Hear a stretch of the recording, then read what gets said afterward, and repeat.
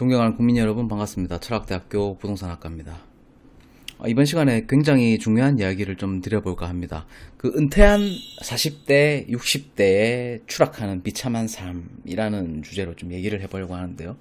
최근 제 영상을 좀 보니까 40대에서 60대 분들이 제일 많으시고 좀 나아가서는 30대 분들도 제 영상을 좀 보시는데, 이번 시간 주제가 그런 거예요. 40대, 50대 주로 정년 퇴임을 한다든지 직장 생활을 오래 하시다가 이제 그만두시고 노년을 준비하시고 노후를 대비하는 과정에서 하지 말아야 할 4가지 정도 제가 추렸거든요. 보편적으로 이런 잘못된 의사결정을 통해 가지고 노년을 말아먹는 경우가 굉장히 많습니다.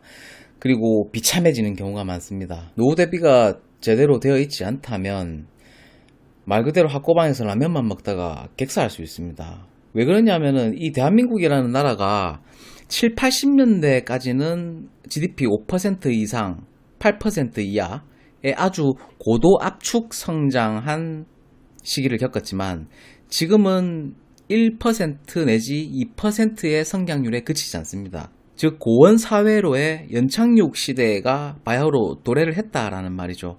그러니까 과거 때의 생활 습관이라든지 내가 경험해왔던 의식들을 버리지 못하면 지금의 고원 사회로의 연착륙하는 저성장 시대에는 과거 때처럼 살아남기가 어렵다는 말이죠. 자, 그러면 가장 첫 번째로 이런 분들이 되게 많으세요. 이거 절대 하시면 안 됩니다. 첫 번째가 자식 새끼한테 돈 주지 마세요. 특히 결혼자금, 사업자금. 이게 자식을 사랑한다, 자식을 아낀다라는 명분 아래 하는 행위지만 사실은 자식 새끼 망치는 길이에요.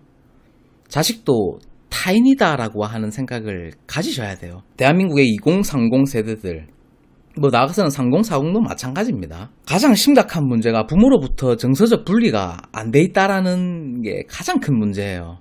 정서적으로 분리.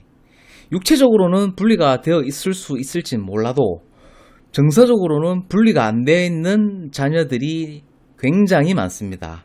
그게 대한민국의 가장 큰 문제예요. 다시 한번 말씀드리지만 자식 새끼한테 돈 주지 마세요. 자식 새끼 망치는 지름길입니다. 두 번째가 준비 안 된 사회 진출이에요. 창업, 사업, 자영업 이런 것들이에요. 보편적으로 직장 생활을 20년, 30년 동안 하신 분들은 그 기간 동안 우물 안에 갇혀 있었던 거예요. 그 우물 안에 갇혀 있던 개구리가 갑자기 나와가지고 사업, 창업, 자영업에 성공한다? 1000명 중에 한두 명입니다. 자, 그러면 준비 안 된 사회 진출은 하시면 안 되죠. 그럼 만약에 내가 사업이라든지 창업, 자영업에 도전을 하겠다 라고 하시면은 최소 2, 3년 동안에 아주 밀도 있고 몰입된 공부와 학습이 있어야 됩니다. 그리고 체험이 있어야 됩니다. 경험이 있어야 된다는 말이죠. 그 경험은 어디서 할 수 있느냐? 남의 집 가서 경험을 해보셔야 됩니다. 아무런 준비 안 하고 남의 말 듣고 창업을 한다든지 프랜차이즈를 한다든지 이런 것들은 도박입니다. 노름이죠, 노름. 노름은 잃어도 할 말이 없는 거예요. 자, 세 번째 말씀드립니다. 주식 투자입니다. 주식 투자. 친구가 주식 투자로 돈 벌었다더라. 이딴 소리 하죠. 주식으로 이런 얘기는 안 합니다. 주식으로 딴 얘기만 합니다. 자, 그러면 만약에 내가 진짜 주식 투자에 관심이 있고 정말 해보고 싶다라고 하시면 첫째는 공부를 하셔야 돼요.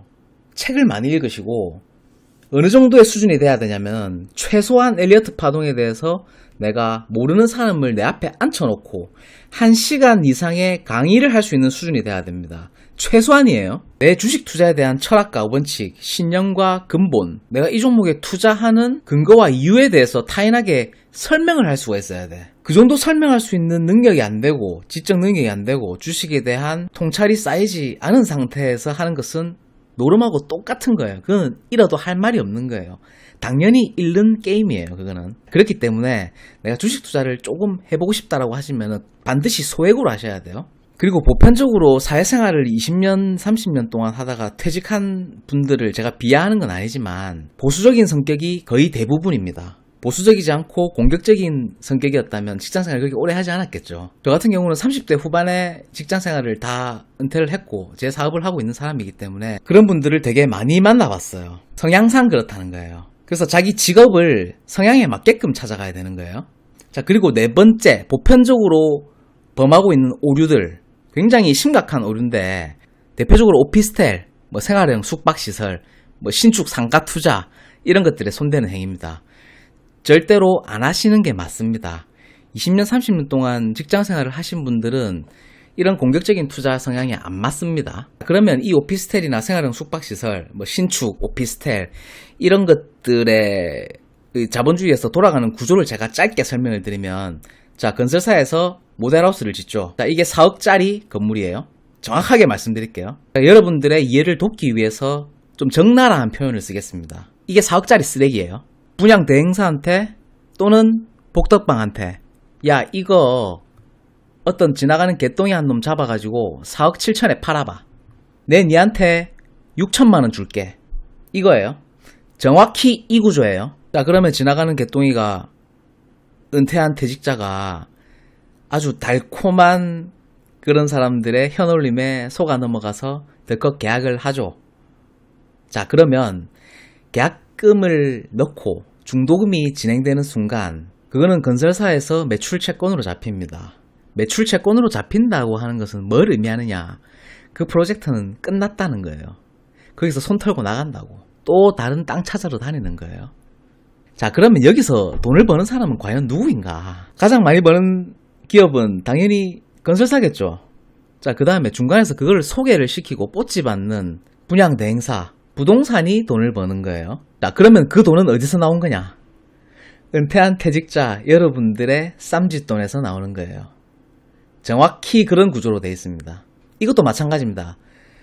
그래도 하고 싶다. 오피스텔 투자, 아파트 투자, 상가 투자 하고 싶다. 적어도 내 투자에 대한 소신과 철학, 원칙과 이유에 대해서 최소 1시간 이상 타인에게 설명을 할 수 있어야 돼요.